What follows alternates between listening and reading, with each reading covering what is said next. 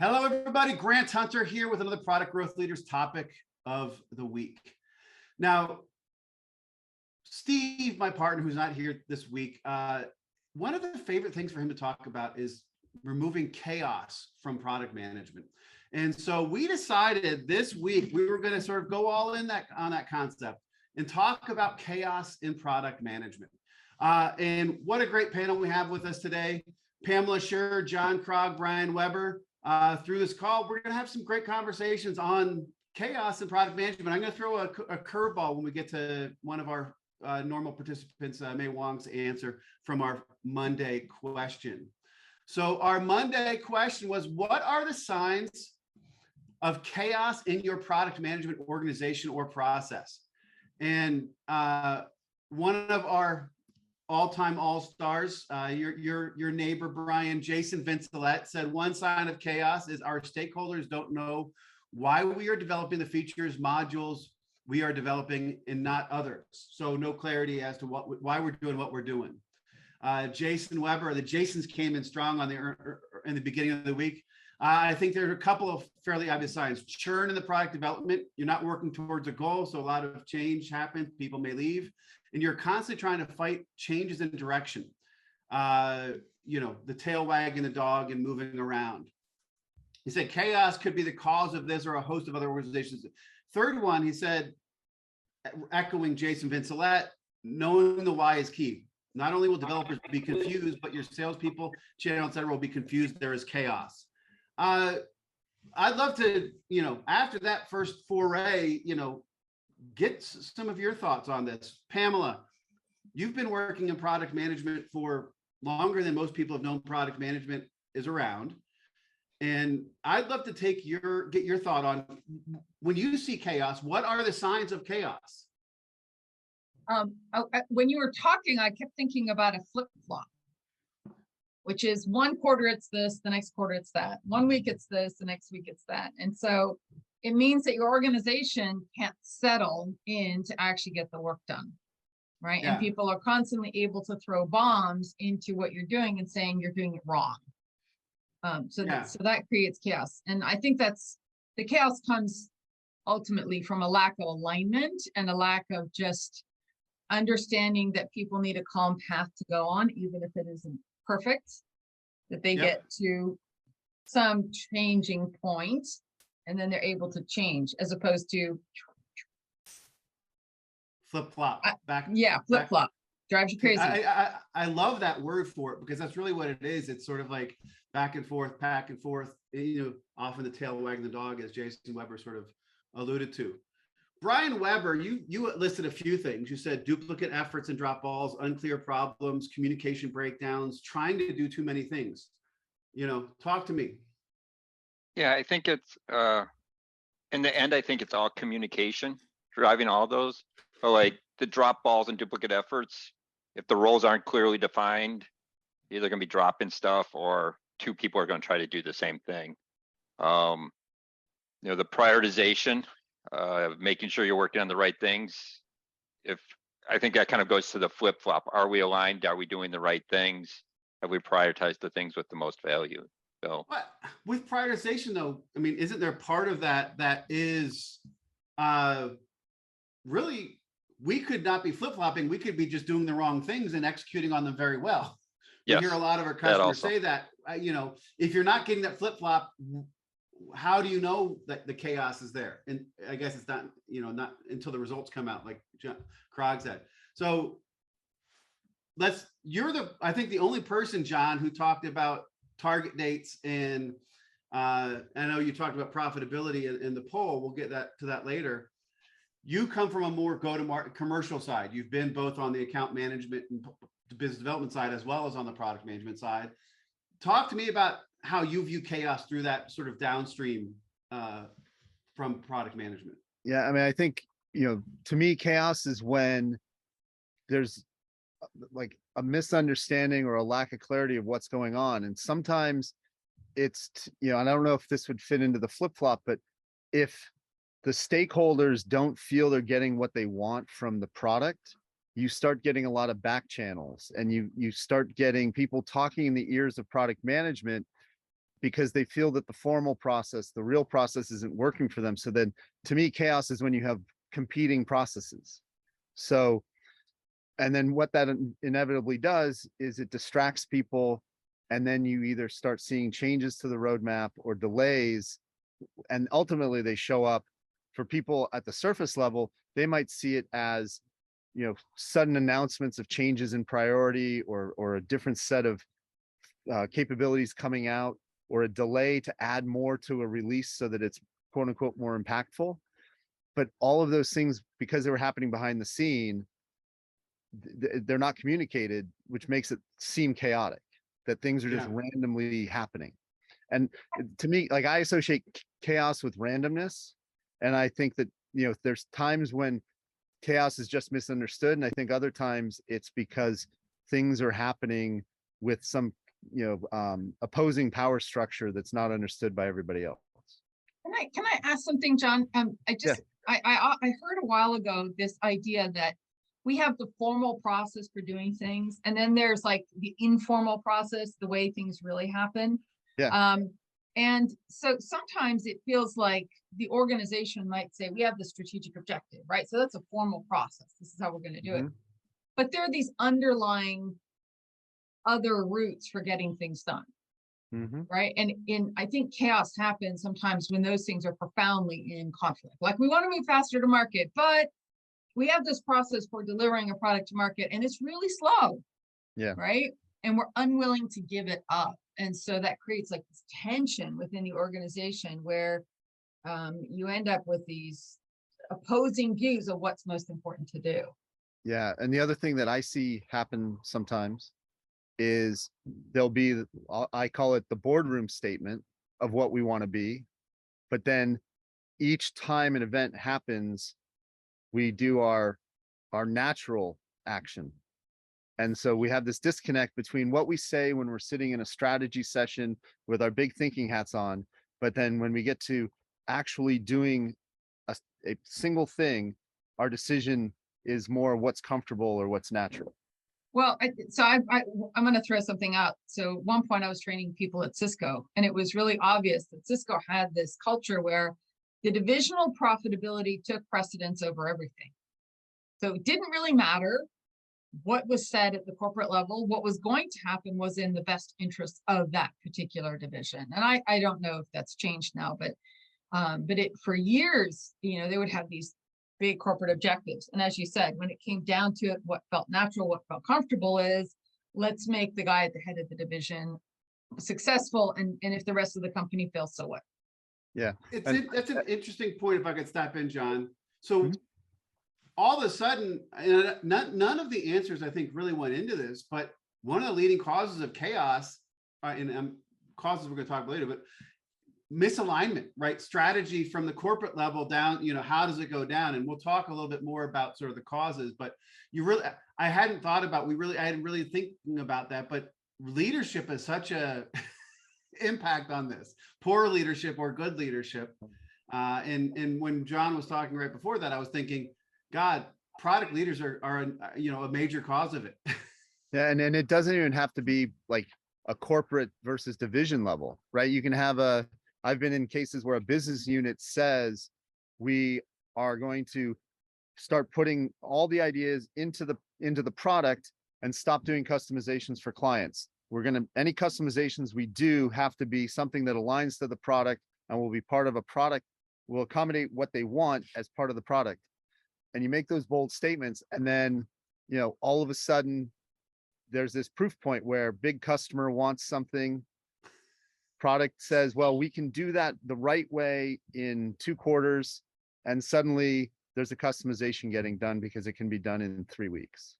Yeah. And so And then everybody's fortitude just collapses the moment there's some dollars on the table. So in a way, chaos, the biggest sign of chaos is not doing what you said you were going to do. Yeah. It's when any friction or pressure happens. The chaos is the fact that we don't stick to our plan and go forward. That's a symptom of it, possibly. Right. And then real quickly, that one with my answer, if you do enough of those breakdowns of your commitment, the things you said you were going to do end up late because you use up resources to do the things you didn't say you were going to do. So chaos also comes from the fact that we said this would be ready to hit and everybody's wondering why it's behind. And now all of a sudden trust starts eroding. Yeah. Ooh, Pamela, I you were like that saying word something? trust. Yeah. No, I was thinking about a counterpoint to that. I heard a story about a small business and it was COVID, and I think it was like a restaurant business or something, right? And so everything needed to be online and hands off and everything else. And the guy who ran the company just refused to run it that way. It's like, no, I'm going to run it the way I've always run it. And the business ran into the ground. And so I think sometimes we don't recognize the fact that we're constantly balancing ourselves, right? What can we change? What should we change? What can we avoid changing, right? All that stuff is just like constantly reverberating around a company. So there is chaos. There needs to be a little bit of chaos, but it needs to be like the ripples at the edge of the ocean as opposed to the wave coming and, taking everybody out on the beach. Yeah. If there's no chaos, it could become Stepfordy, right? Exactly. Yes. We're- Then it's like, okay, we're doing this, but we're walking off a cliff, right? Yeah. No, and I think there can be planned chaos. I had a long conversation at a industry event literally decades ago. And a guy was like one of the foremost experts in chaos theory and how they were using chaos theory to run elevators in Tokyo because you almost couldn't predict stuff. But, so we're going to get into this concept of good chaos in a second. Brian, Pamela, John, and I have been, as we always do, dominating great the information. conversation. Even without Steve here, you still have a hard time getting a word. I'd love to. We've been having this great conversation. I want to get your 2 cents on that. No, I agree with everything that's been said. I hadn't been thinking of it from that perspective. I think I was looking at smaller, the product management organization, and making sure what we're doing is correct versus the outside influences, the corporate objectives and being aligned with that and stuff. But Yeah, completely agree with it. one of actually former student in our Principles of Product Strategy course, Glenn Ford, said, usually the sign of chaos is if the sun came up that day. And he said, snark aside, everything rang true. But it's sort of like we sometimes get in these feelings like it's always chaos, right? We were Steve and I were leading the Outsell Product and Technology Council conversation this past month, and we were asking the question about what are the signs that there's lack of clarity in role definition, and we really got into how much product management does of other people's jobs and the chaos that comes from that. And one of the product leaders said, it's like Groundhog Day, right? It sometimes feels like it's the same day over and over again. We're dealing with the exact same problems over and over again. And that was their sign of chaos. And it resonated with me because sometimes we're in that thing. It's like, how do we get off this loop? How do we get off this hamster wheel if we're having chaos? And we'll talk about that a little more. I wanted to dig into Mei Wong's answer. The first thing she said is, good chaos or bad chaos. And I think, Pamela, you brought this up a little. So a little chaos may be good, just because we're not getting, sometimes when the still water happens, that's where the mosquitoes come in and they can, give you disease or whatever. But if the water's not running, it gets rancid, it brings mosquitoes, right? There has to be some, and perhaps in the right mold, it's getting product leaders and product organizations who realize that we need to continually be improving and iterating and changing and evolving. And if we do it proactively, maybe there's not going to be chaos. Maybe to some people that iteration is chaos, right? People who are used to just doing things always the way that's done, right? But I want to ask that question. I think a lot of times we look at chaos and use it as a negative word, right? Remove chaos from your organization. Chris Butler, who's done some stuff with the Product Ops Alliance, Mei Wong here, talks about the good chaos. And if anybody's like a Dungeons and Dragons type person, there's the whole concept of chaotic good, right? As a characteristic. I don't know those things. I think I'm a half elf. I think I might be chaotic good, honestly. My game. But what is good chaos? If there is, if we're going to say that some of the chaos is bad, and we've talked about a lot of the symptoms of bad chaos, what are the signs of good chaos? And again, the question said signs, I just said symptoms, but we've talked about a lot of the signs of bad chaos. What would be the signs of good chaos? I would think you want good chaos in the discovery phase. In your execution, you don't want much chaos. You know what you're doing and where you're going, but in the discovery where you're trying to find out where should I take this product? What's the new markets, things like that. Then there's probably at that level. With Good that being chaos, said, or you want it. chaos is things we didn't know that all of a sudden it changes how we may look at things, and we may have to reprioritize or do that type of stuff. The willingness to reprioritize at the upstream level. Correct. I think in Eric Ries's term, that would be pivoting, isn't it? So is a I think pivot so. dealing with chaos? I think a pivot might induce chaos. Mhm. Like you were talking about, Brian, about discovery. Like if you are in the process of discovering something, you can end up discovering something which causes you to have chaos, right? Mhm.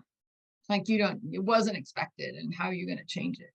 Right, where you're trying to get the whole product development team to go in a different direction, you definitely gonna have chaos. Right. But And I that think could be good as long as you're now aligned and saying, here is our new direction, not, oh, next quarter we'll come back to you with the next new direction.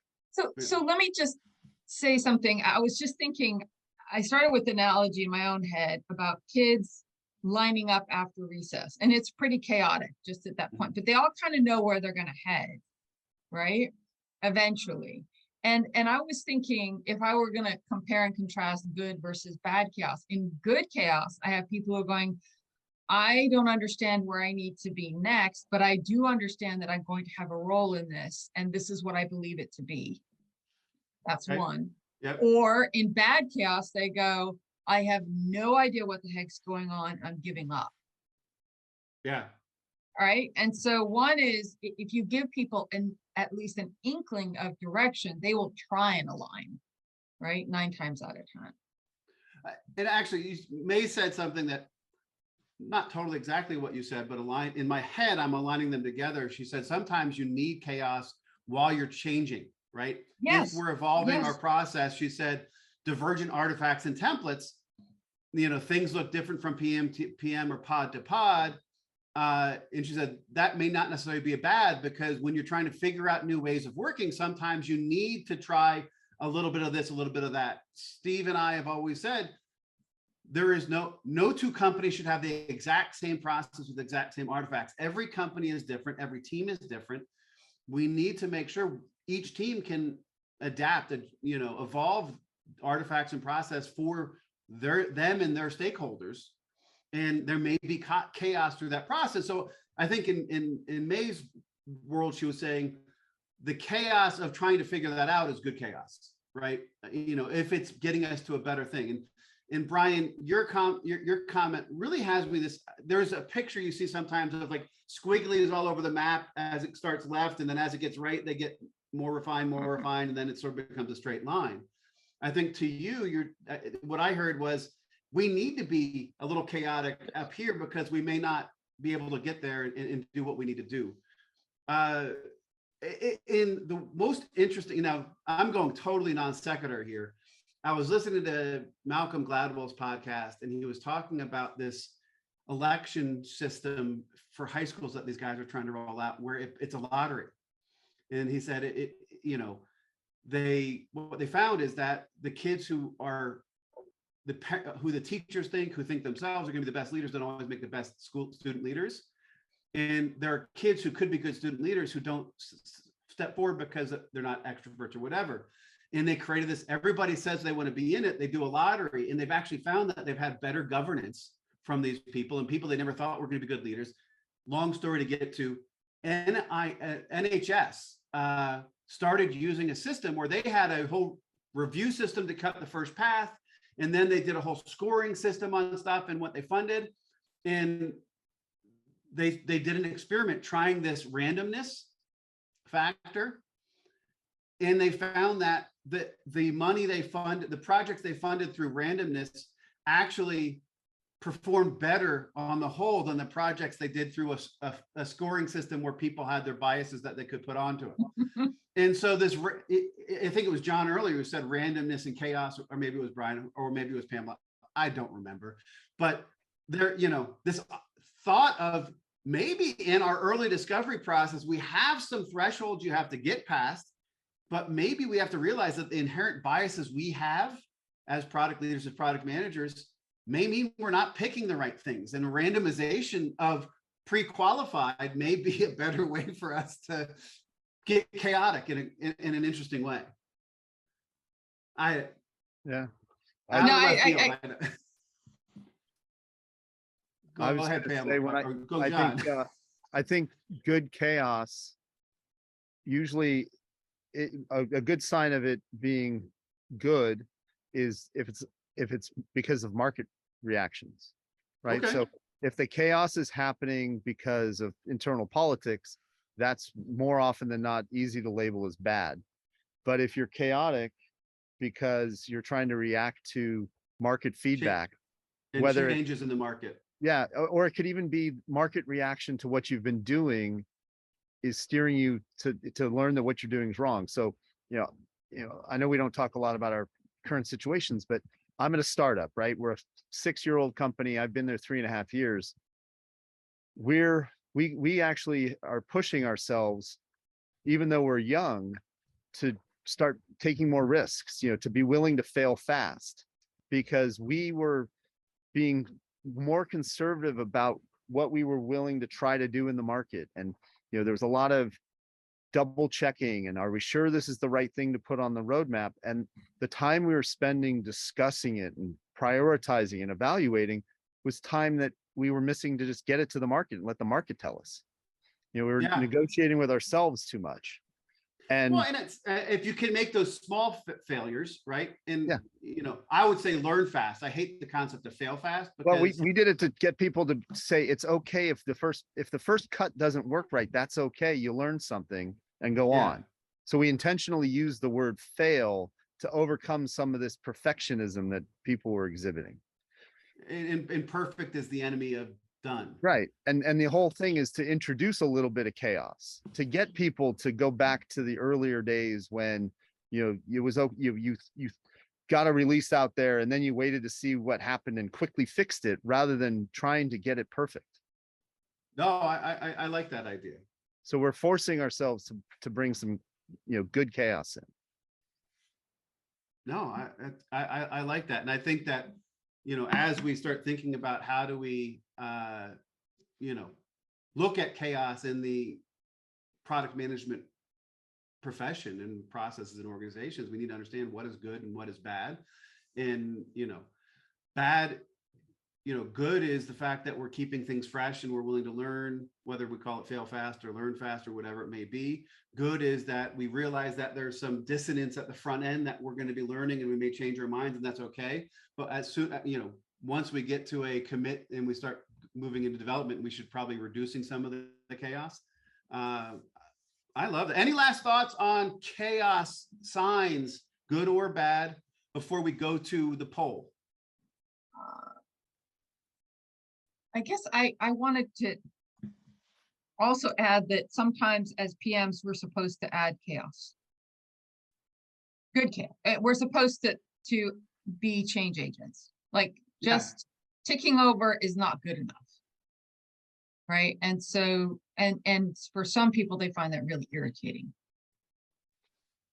So. And I would argue, and it's not an argument with you, I would posit whatever, that there's this equilibrium of product management from being reactive, being proactive. And we hear a lot of people complaining about the reactivity of product management because we're just, as Steve, if you were here, would say, reading aloud to development from Jira, right? And how we're managing SKUs at an international level. We're doing things that are so in the weeds, so tactical.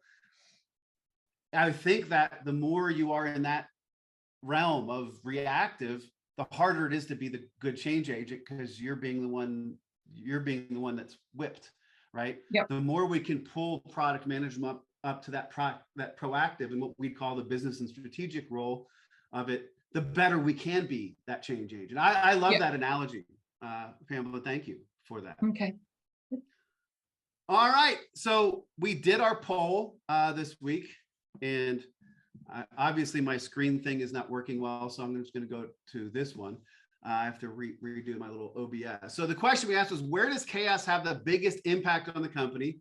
Options were team morale, team productivity, product success rate, product profitability, and it depends others. Now, this is our first poll back from the summer break. So we're still getting we're still getting our respondents up. We didn't get a ton of respondents, but what I thought was interesting, there was normally at least somebody is a antagonist and does a it depends, just to say it depends.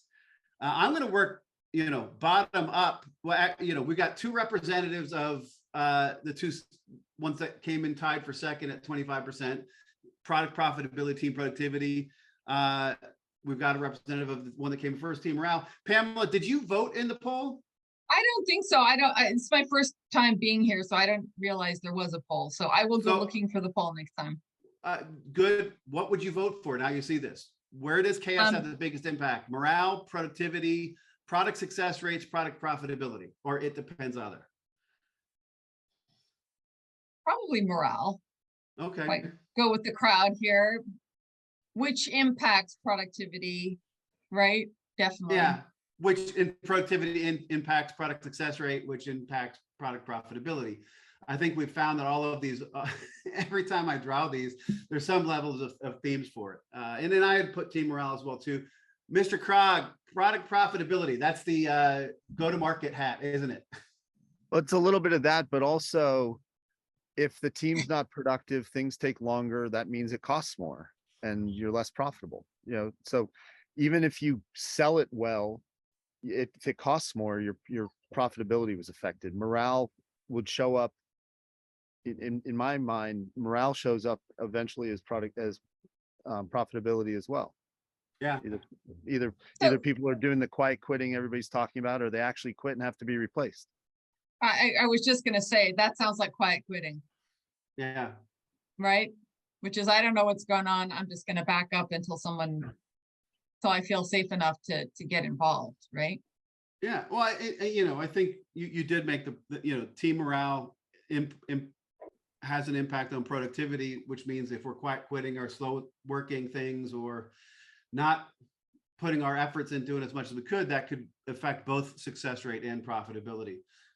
Brian, you said, or if they're spending more time deliberating over it because they're not sure what they're supposed to do. The perfect is the enemy of good thing you were talking about. Yeah. Right. Exactly. Definitely. If there's bad morale and we're afraid of if we make the wrong decision, they're going to fire us or they're going to yell at us. I could easily see how that could have that impact. Brian, you said you went with productivity because it starts the chain. Yep. Talk to me more. So the way I look at it is you lose team productivity, so team morale then suffers. When that suffers, your product success rate goes down. Product success rate goes down, your profitability goes down. So I picked productivity because to me, that's the start of the chain reaction. So, and I guess the argument we were making earlier is morale could be the reason that productivity is an issue. So could morale be as we all know, the answer really is depends. It depends on the situation, the company you're in. Yep. in different places for that. There's something here behind all of this that has to do with psychological safety, right? And so I think there can be chaos where people trust the company enough to live with the chaos. And there are other companies where they know that chaos means layoffs, big dramatic changes in direction, right? Like there's extremes that come out of the chaos. And so depending on the company will depend on which one of these manifests itself. No, that's a sharp take. Right? I think it also goes into how long does the chaos last? Yeah. Chronic chaos, you're going to destroy morale. But if it's we're pivoting, that's a short-term chaos before you get back to normal. So with that, you go back to some stuff we talked about earlier, it's all about communication and trust and transparency, right? If we're pivoting without having built that trust with the people that they trust the decisions that leadership is making, and without the transparency to show the alignment of why we're doing this, right? Too often people pivot and don't clearly explain why. Why are we making this decision? It sort of is like, you know, a sail with, you know, untied sail flipping in the wind, right? It just, you know, goes around in that.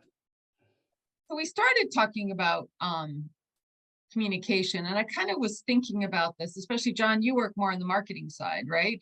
I'm hearing that you work on that side, right? More account management, business development. Account manage, okay, right. I wouldn't call him a marketing person. No, but more on the people side as opposed to diving deep into, you know, which code base should we be using. Yeah. And I know that I think it's something that we as leaders, or that even our leadership, I think sometimes doesn't understand, which is it takes an awful lot of repetition before other people really hear it and understand it. And sort so of I think sometimes thing, go ahead. You have to kind of repeat it over and over and over again. And when you do, then people start getting it, right? But you can't assume I said it once or twice. The old marketing rule of thumb is what, 7 times? They have to hear it 7 times before it sinks in. I heard with ads, it's 3 before you even notice it exists. Yeah. Well, building on that, it also is sometimes people coming up with these ideas are thinking 3, 5, 7 chess moves ahead. And one of the biggest failures I had was I would like put this whole strategy together and figure it out. And I knew where we were going to be in 5 years, or where we needed to be in 5 years. And I started talking about that end state, and most people couldn't think past next year. And so sometimes the communication, it's the repetition, but it's also understanding that you need to do it in bite-sized chunks, right? Well, there was a book I read, you know, I'm so annoyed with myself that I didn't write it down, but some guy wanted to change the strategy of his company. And he basically said, okay, it's going to take me 3 years. Year 1, this is all I'm going to talk about. Yep. Right. And then year 2, he pivoted to talk about something else. Right. Like he slowly shifted the company, but he viewed it as a tanker, not as a, you know, as a dinghy. Exactly. It's what I call it the what about Bob approach. Baby steps. Has anybody seen that Bill Murray? No, I don't know what that is. What is that? Bill Murray is Richard Dreyfuss's patient. He's a therapist. And he wrote this book on the way you make change happen with baby steps. And it's hilarious. I love it. But that's how it has to work sometimes. You need to take these baby steps, right? I'm one step of change. Okay. Yeah, no, anything with Bill Murray, almost anything with Bill Murray is great. So before we move on to some of our questions, and boy, this conversation has been amazing so far. I didn't think we would be this far in just finishing up the poll, but Dave Jones sort of making the case for team morale. I believe chaos has the greatest impact on team morale. That said, I remain optimistic based on the recollection of the quote I believe is useful. Obviously, the elements in parentheses are my assertions. The battlefield, product development lifecycle, is a scene of constant chaos. The winner, aka product management professional, will be the one who controls that chaos, both his own and the enemy's. Napoleon Bonaparte. I thought that resonated, right? Product management is a role to help control some of that chaos in the organization and understand the chaos in the market and our competitors that we might be able to take advantage of. I don't know if we control it, but sometimes we guide it. Yeah. So with that, we're going to move to our first Friday question. We've talked about the signs of chaos. We've talked about the impact of chaos. We've even talked around this question already. So, let's get back to some of that. What are the causes of chaos in product management processes and organization? Pamela, I'm going to start with you because you brought one of the, where I wasn't before, but I am now, but I've always been, that sounds weird. I believe that strategic alignment, you talked about the communication of alignment so people know why we're doing what we're doing. If corporate strategy is not tied to what are we doing now and people can't see that connection, I think that's a major cause of chaos. I always thought about it in a strategy sense, not in a product management sense, but you opened my eyes to it. I think it's both. And I think sometimes what happens is that there's not, some of this is lack of understanding. If I'm at let's say I'm a finance person, I really don't understand how the sausage is made. I don't understand how my company works, right? And so I can, I was recently with Ford, right? So Ford just says we're cutting $3 billion cost. Well, that's fine, but what's the implications of that, right? And who makes those decisions further down in the company as to what gets cut? Because they could end up cutting all the people that aren't their buddies, right? And so what happens then is all the people with the new skills that you really need in order to change a company disappear. So again, it's not just if you ask of something at a higher level, what is the reading of that lower down, or what is the guidance of that lower down? And so you can't just sort of throw a bomb over the parapet, so to speak, and then hope that it hits the enemy, whereas it could hit something that's really valuable, right? Yeah, and I think, I'll tie this to chaos. I've seen when that at a big company or even medium-sized company, when that budget cut comes through, they just cut 20% across the board, across everybody, which means that the goals don't change. We've never prioritized our strategic focus. And all of a sudden, everybody's trying to do the same amount of work with less resources, and that causes chaos. Right, as opposed to what are we going to stop doing, which is the right thing. Yeah, completely Okay. and totally agree. Awesome. Brian, causes of chaos in product management process and organization. I think there's many causes of chaos, but I think the important part is the handling or guiding of the chaos. I think the communication's important. The most important there is let people know why you're doing it, what you're doing. A cause of chaos is poor communication or lack of clear communication about what's decisions that have been made and what we're doing. I think poor communication makes the chaos worse. Even if it's good chaos, it could turn bad if you don't communicate it. It's like this putting lighter fluid on top of something and it just can let. Okay, I like that. John, yourself, what do you think are the causes of chaos in product management process and organization? So I think, that idea that Pamela brought up of chaos is often people continuing to try to do things through back channels that you've said you're not going to do anymore. So just enabling those back channels to live. Right. So if you've said we're going to do A and B and we're not going to do C anymore, people who have a vested interest in C will try to force the company to still do some of it. And then that can lead to chaos of people on the ground or sitting there saying, I thought, wait, what just happened? I thought these were our two priorities. This was on the side. Now all of a sudden we're doing more of it. That looks like chaos to people, right? At least bad chaos. Inconsistencies are chaos. Well, and so I'm going to sort of take that word inconsistency and go with it. I think one of the main causes of chaos in product management process organizations is each individual doing their own thing in a different way, right? So as we grow, if there's one product manager, they do it their way, right? It's not an issue. Maybe two or three, they're working with different people, doesn't become chaos. What we see is once your organization starts getting over 5, 10 product managers, and now stakeholders are working with multiple product managers, and all of a sudden they're using different language, they're using different templates, they're using different process. So all of a sudden the productivity of the stakeholders, design, development, whomever else, product marketing, goes down because they're not sure where God, I have to rethink about how to work with each of these three people. I lose efficiency in my ability to get stuff done. So that's one place we've seen it.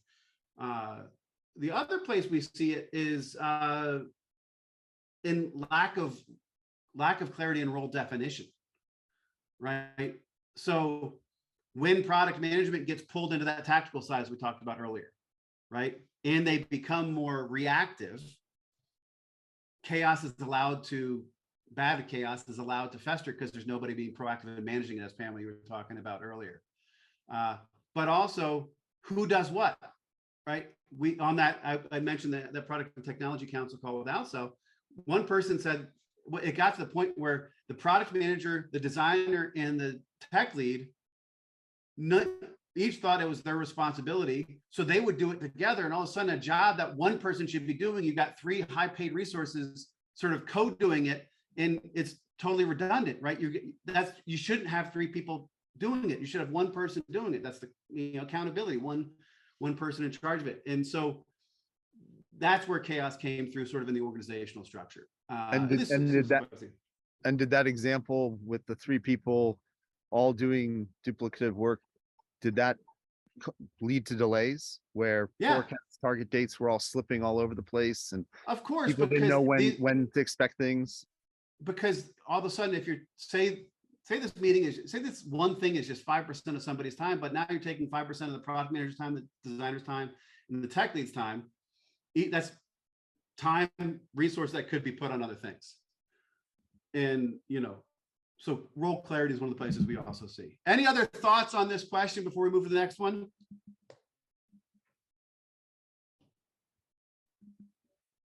All right. So this is the money question. How do you remove the chaos from product management processes and organization? We've talked about the signs, the impacts, the causes, but the money is where we can remove that. That's where we make the difference out there. How do we remove the chaos from project management processes and organizations?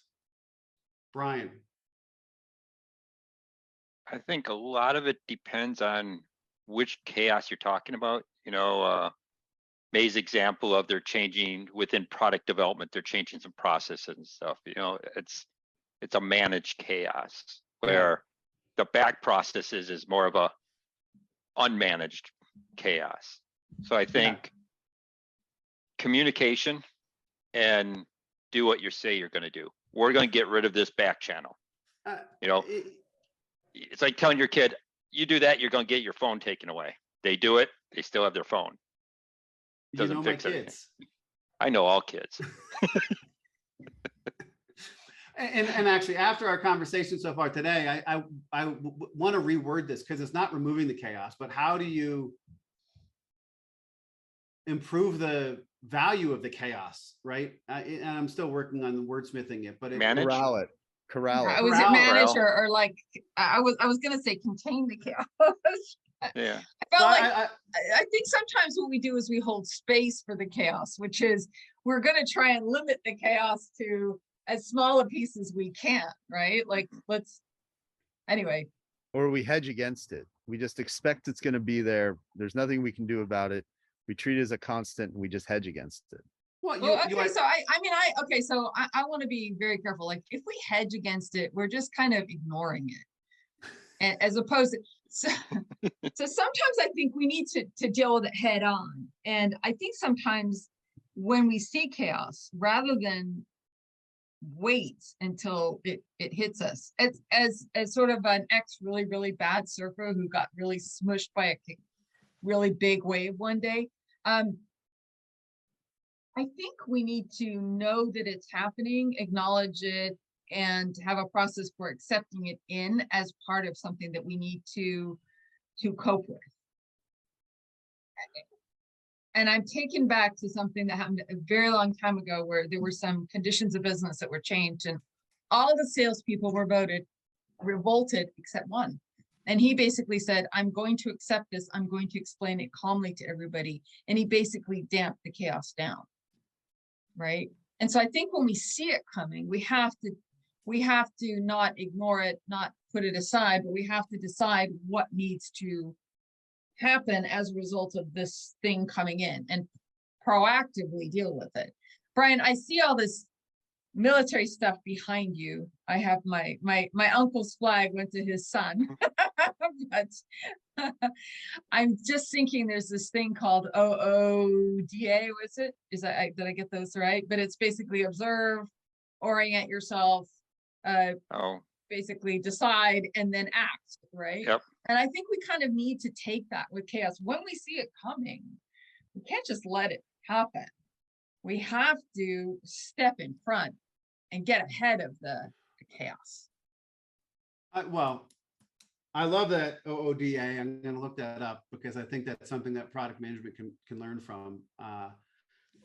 You have me thinking, once a consultant, always a consultant. And what's the tool of a consultant? It's a 4-blocker. And so I just wrote down on my thing that one axis is ability to control, which includes that visibility, and Okay. one negative impact, high or low, or risk at, something where it's like, so if it's something that is high ability to control and has a potentially high negative impact or adds more negative risk or whatever we may to, that's the place where we want to corral it or eliminate it. If there's places where we can't control it, right, we have to acknowledge that we can't control it and we have to find ways to live with it. I'm going to work on this. This is because I'm of the mind now that I think there is some chaos that chaos can be value added if it's corralled, I think is the word John used. So Yeah. if it's like that Mustang out in the ranch, right, where it's full of power, and if you can't corral it, if you can't rein it in to leverage it for your purposes, it's deadly. But if you can corral it, if you can channel it, it can be amazing. Black Stallion, right? Well, I'm aging myself with books. So there's a book called The Horse Whisperer. Yep. And I've seen the I movie. actually had a horse once, and I was trying to calm it down. And so I actually started using some of the Horse Whisperer techniques on it. And I only got partway through because it started working and it freaked me out so much that I actually stopped.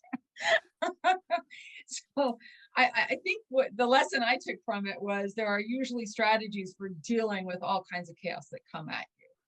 So right? being able to identify it and be proactive about dealing with it, but also identify which ones we should deal with and which ones are okay to let go. Because if we chase all chaos, it's just firefighting, and all of a sudden we can't do our full-time job. Well, Grant, I think that's part of as a PM what we should do, and I think that's kind of what we talk about when we deal with people in classes, which is instead of viewing it as we have a firefighting role, which is we have a role to set up systems so that we are not constantly firefighting, right? Because we can't really take action, we can't really make forward progress without having calm minds. Yeah. Anyway. I love that. And any last thoughts on removing chaos? So, one of the things that I do, regardless of the context, when I ran product management, I know I had to do it plenty of times, was if the cause of the chaos is people trying to, fight against, guerrilla tactics, back channels against a decision, call everybody back in a room and say, this is a decision we made, but I'm seeing behaviors that say people don't think this was the right decision. Let's decide right now, continue or rethink it. And instead of just trying to blindly push ahead, let people tell you why they're fighting it, why they're creating this drama, because maybe they have good reasons, or maybe they just need to be, called to account, and maybe that'll, whatever questions they have get resolved, and then maybe now they're on side. I like that, John. That is just awesome. I think that is being proactive is like so important on this stuff. And actually, I was going to build on that as well. It's like it comes down, we've talked about it many times, transparency and how we make decisions, right?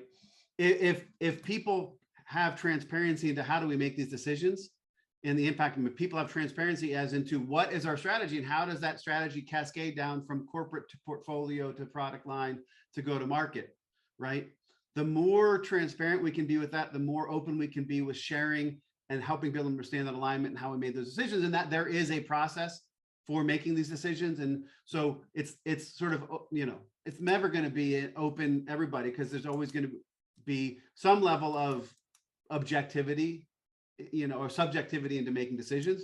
But if we make it based on objectivity, if we make it based on data that helps us get there, and if we can explain why we might, if the score said 1, 2, 3, and we decided to go 2, 3, 1, if we can explain there's logic to why we made the decision, it's a oh, we have more confidence in our ability to execute. We want to build team confidence, or there's a window of opportunity here. If we can do that, if we can push this knowledge and alignment and strategy out, all of a sudden we can push down to the further out in the organization, further downstream decision-making, because people are aligned about that. And so I think part of it is gaining that alignment and transparency and having a repeatable process for how do we make decisions that people understand and trust. Another word we've talked a lot about today. I think that goes a long way to helping corral that chaos that's out there. My 2 cents. All right, we're going to go to our lightning round, and I just hit the wrong button in my thing, and I'll hit the right button now. And we've only got 4 of us, so it can be a thunder roll. What is your advice to a new product leader dealing with chaos in product management? And I'm going to start with Mr. Krog. I would suggest they see if they can find out who's kind of the cause of the chaos, and then see if they can understand their motivations. Is it fear? Is it concern? Is it discomfort? Or are they just somebody who likes to throw sand in the works? And when you were answering the last question, you're talking about people, I'm like, that's one thing we never talked about, was sometimes chaos is just a antagonist who just likes to throw sand in the works. And does not play well with others, runs with scissors, whatever it may be. So I love that. And then you might end up with necessary changes in personnel, right? But it's better to find that early than to let them do the diagnosis work. I love that. Brian.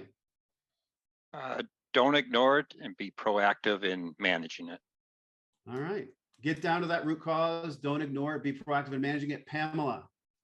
I think I'm going to leverage off of both those other wise statements and say that sometimes the chaos is coming from above, and then it's going to be very delicate with how you deal with it.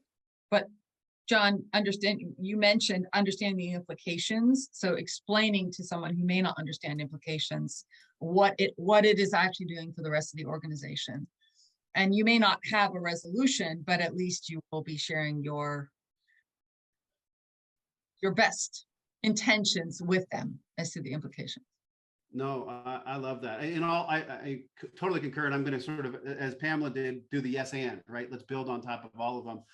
I'm going to say, let's get to transparency and trust and alignment, right? If we can, sometimes it's hard because if we're not getting good strategy from corporate, it's hard for us to do it. But we as a product leader need to be pushing for that alignment. If we can align the corporate strategy and the portfolio and product and go to market, or at least speak to it. Often I had to sort of give my view on what the corporate strategy is based on the behavior, and say, based on that, what do we do? But by gaining that alignment and transparency into it, and that's where you start building trust with the team. And I think the trust puts you in a place where you can properly diagnose, you can properly make, be proactive and do everything we just talked about. So, wow, what a great conversation on chaos and product management. One in many ways that I wasn't expecting it to go. But I learned as those who've been on these calls before know, every week I'd say the same thing, but every week it happens that I get new opinions. I change my opinions on things from the conversations we have in here. So thanks, Pamela, John, Brian, for the wonderful conversation. We do these conversations every week in the Product Growth Leaders community. Question goes in on Monday. Wednesday, we do the poll. And on Friday, we have these incredibly valuable, vital conversations about topics that are relevant to product managers and product leaders. So thank you guys so much for being part of it. We'll see you guys next week in the community. Take care, everybody. Have a great weekend. Thanks. Bye. Thank you, Grant.